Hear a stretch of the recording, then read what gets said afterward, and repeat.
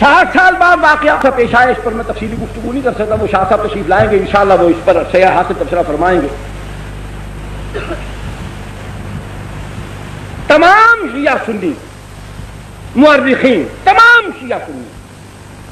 مورخین اس بات پر متفق ہیں کہ محرم کی 10ویں کو یہ جو کچھ آج ہو رہا ہے یہ واقعہ کربلا کے پورے 300 سال بعد شروع ہوا۔ ایک تو خود واقعہ کربلا رسول اللہ صلی اللہ علیہ وسلم سے 60 برس بعد یا 58 برس بعد تقریباً واقعہ خود رسول اللہ کے بعد ہو رہا،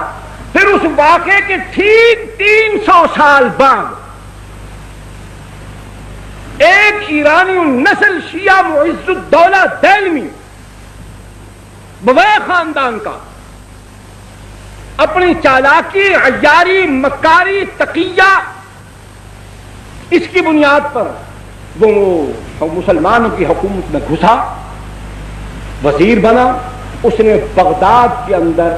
سب سے پہلے جلال الدین سیوطی رحمۃ اللہ علیہ اور غالباً البدایہ والنہایہ والے بزرگوں نے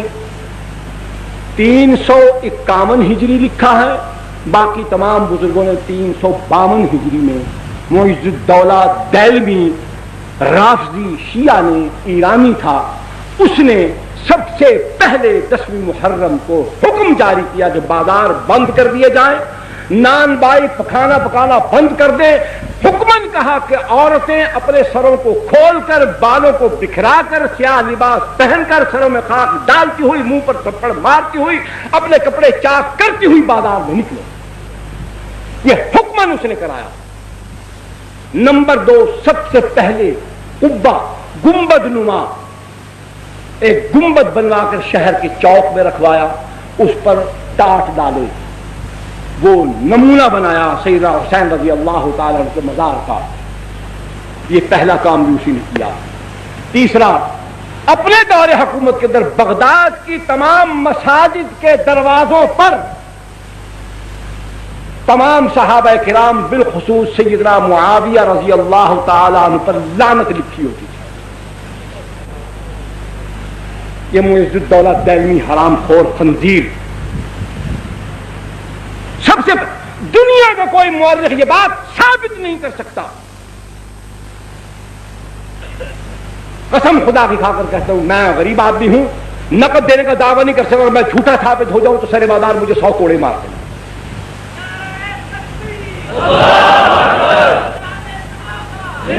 سیدنا حسین رضی اللہ تعالی عنہ کی شہادت کے ٹھیک 300 سال بعد معز الدولہ دہلوی، نام یاد رکھیے،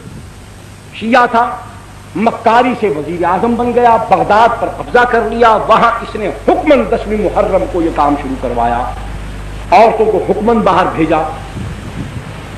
کہ سر کھولو، بال کھولو، سیاہ لباس پہنو، سینہ کوبی کرو، اپنے منہ پر تھپڑ مارو، سر میں راکھ ڈالو، نوح خانی کرو، وا پیدا کرو۔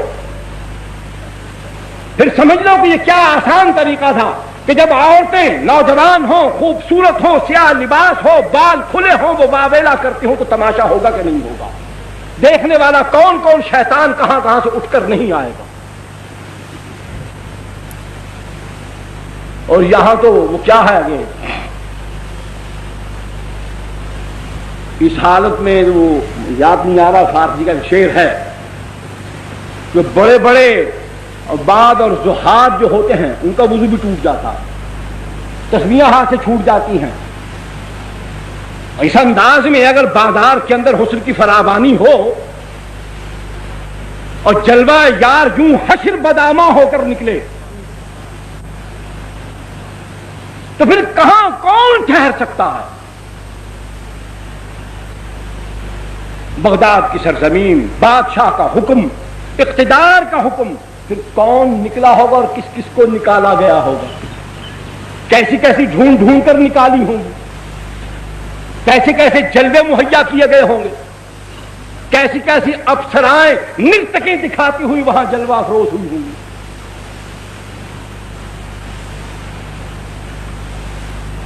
دوسرا، ایران کے اندر قاچاریوں کی حکومت، ناصر الدین شاہ قاچار، اس نے اپنے دور حکومت کے اندر باوجود اس کے سنیے، باوجود اس کے کہ وہ قاجاری رافضی تھے، شیعہ تھے، نسل در نسل سارے قاجار شیعہ حکمران آئے، صفوی خاندان، انہوں نے بڑے ظلم کیے ایران کے اندر۔ حالانکہ یہ مسلمانوں کی مفتوحہ سرزمین ہے، سیدنا عمر بن الخطاب رضی اللہ تعالیٰ عنہ کے زمانے سے لے کر حضرت معاویہ بن ابی سفیان سب کہیے رضی اللہ تعالیٰ عنہ تک یہ ایران کی سرزمین بار بار سر اٹھاتی رہی، اور اس کو اللہ کے پاک پیغمبر کے تربیت یافتہ دنیا کے سب سے اعلیٰ اور مہذب انسانوں نے اس کو جس طریقے سے اس کو رام کرنا چاہیے تھا، تہذیب سکھانی چاہیے تھی، اس کو سمجھایا، سکھایا، لتاڑا پتاڑا چٹھاڑا پتا کیا، دین سمجھایا۔ لیکن پھر وہاں رافضیت کیوں پھیل گئی؟ بالکل انہوں نے وہی عمل کیا جو عمل آج، میری طرف توجہ فرمائی، جو عمل آج پاکستان میں جاری ہے۔ انہوں نے وہاں سنی مسلمان عوام کو کچھ نہیں کہا، صفوی خاندان کے بادشاہوں نے 20,000 سے زائد علماء کو قتل کر دیا، صرف علماء کو قتل کیا۔ تو علماء کے قتل ہو جانے کے بعد نہ دین بتانے والا کوئی ہوگا، نہ سمجھانے والا کوئی ہوگا، تو پھر جو ہم کہیں گے وہ خود بخود لوگ قبول کرتے چلے جائیں۔ بیداری تو علماء پیدا کرتے ہیں، علم ان کے پاس ہوتا ہے، سمجھاتے وہ ہیں، پڑھاتے وہ ہیں، عقائد کی اصلاح ہو، اعمال کی اصلاح ہو، اخلاق کی اصلاح ہو، سیاسیات کا معاملہ ہو، اجتماعیات کا معاملہ ہو، جب بتانے والوں کو، سمجھانے والوں کو، سکھانے والوں کو، رہبری کرنے والوں کو، قیادت کرنے والوں کو، سیادت کرنے والوں کو، ان سب کو مٹا دیا گیا، جس طریقے سے پاکستان کے اندر احسان اللہ فاروقی کو شہید کر دیا گیا، علامہ احسان اللہ ظہیر کو شہید کر دیا گیا، فیض عالم صدیقی کو بھی قتل کر دیا گیا، مولانا سید منظور الحسن شاہ صاحب ہمدانی رحمۃ اللہ علیہ، خیر بٹانی والے، ان کو شہید کر دیا گیا، مولانا حق نواز شہید رحمۃ اللہ علیہ کو شہید کر دیا گیا، ایثار القاسمی کو شہید کر دیا گیا، عبدالصمد آزاد لیے والے کو شہید کر دیا گیا، مولوی محمد یوسف فیصل آبادی کو شہید کر دیا گیا۔ کتنے علماء شہید ہو چکے ہیں؟ سنی مسلمان نوجوان کام کرنے والے کارکن اس کے علاوہ 100 سے زائد وہ ہیں، خفیہ طریقے سے جن کو مارا گیا ہے وہ الگ ہے۔ جب اسی طریقے سے اہل سنت والجماعت کا طرز عمل یہی ہوگا جو آج ہمارا ہے، تو بالکل وہی صفوی خاندان والا عمل پاکستان میں شروع ہو چکا ہے۔ یہ بھی اس بات کی نشاندہی کرتا ہے کہ سنی سن ہو چکا ہے، اس کے اندر غیرت دینی مر چکی ہے، اس پر پھٹکار پڑ گئی ہے کہ صحابہ کے پر لعنت بھیجنے والے مردود ملعون لوگوں کے ساتھ تعلقات کی وجہ سے خدا نے اس کا ایمان سلب کر دیا، اس سے غیرت دینی چھین لی ہے۔ قاجاری خاندان، صفوی خاندان نے ایران کے اندر اسی طرز عمل کے ساتھ رافضیت کو پھیلایا، حکمن وہاں جلوس نکلوایا، پھر اس کے بعد ہندوستان کی سرزمین پر زور و شور کیوں پیدا ہوا؟ کیا ہے؟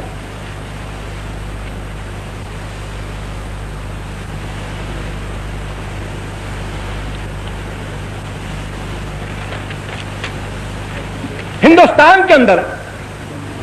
بھئی آپ توجہ میری طرف رکھیں، کان اور آنکھ میری طرف رکھیں، ہاتھ جیب میں ڈالتے جائیں، اس پر میں کوئی اعتراض نہیں کرتا۔ بالکل جی، بسم اللہ۔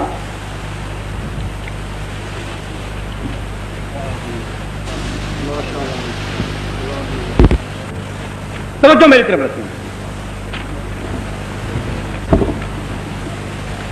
یہ بیٹو ہندوستان میں اورنگزیب عالمگیر رحمت اللہ علیہ کے بعد لکھنؤ کے علاقے میں، اودھ کے علاقے میں، یہاں ایک گورنر تھا، نمائندہ تھا مغلیہ سلطنت کا۔ مغلیہ سلطنت کے اندر جب زوال آیا، کمزوری آئی، طوائف الملوکی پھیلی، ہر علاقے میں جہاں جہاں کوئی گورنر تھا وہ اپنی طور پر بادشاہ بن بیٹھا، القابات اپنے بنا لیے، اپنے علاقے کو، صوبے کو اس نے خود ایک سلطنت بنا لیا۔ یہ دور تھا، حکومت کمزور ہو گئی، تو وہاں پر بہمنی خاندان جو تھا انہوں نے لکھنؤ، جونپور اور فیض آباد، ان علاقوں کے اندر انتہائی سختی کے ساتھ، اپنی پوری قوت کے ساتھ، پوری قہرمانی کے ساتھ وہاں پر رافضیت کو فروغ دیا، جو آدمی محرم کے دنوں میں باہر نہیں نکلتا تھا، تعزیے کے جلوس میں شریک نہیں ہوتا تھا، اس کو سزا ملتی تھی۔